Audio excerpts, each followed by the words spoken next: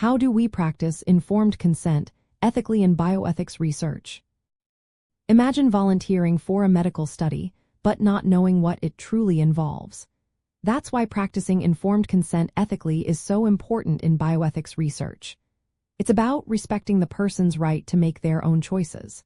To do this properly, researchers must give clear, honest information about the study. This includes explaining what the research is about, what procedures will be done, and what risks or benefits might happen. They should also tell participants about how long the study will last, who is funding it, and if there are any conflicts of interest. All of this information needs to be shared in simple language that anyone can understand.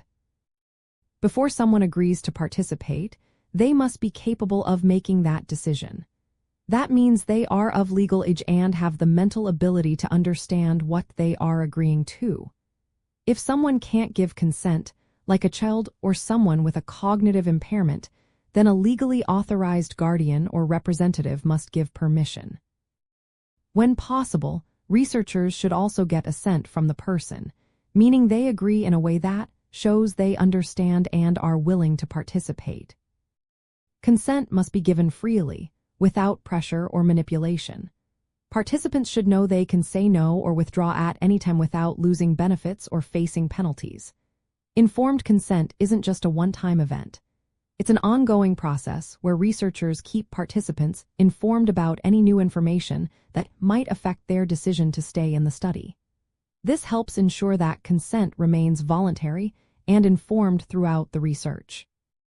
Respecting autonomy is at the heart of ethical practice. It means honoring each person's right to make choices based on their own values and beliefs.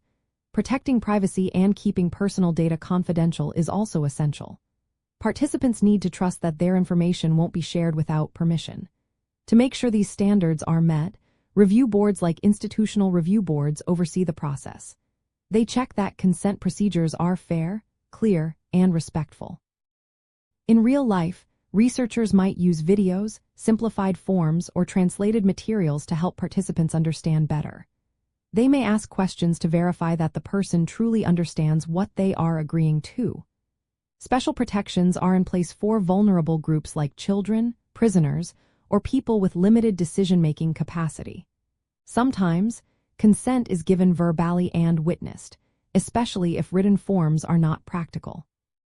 Practicing informed consent ethically in bioethics research is about more than just ticking boxes. It's about treating each person as a moral agent, making sure they are fully aware and willing to participate. It builds trust, keeps research honest, and upholds the core values of fairness and respect. This way, research benefits society while protecting individual rights at the same time.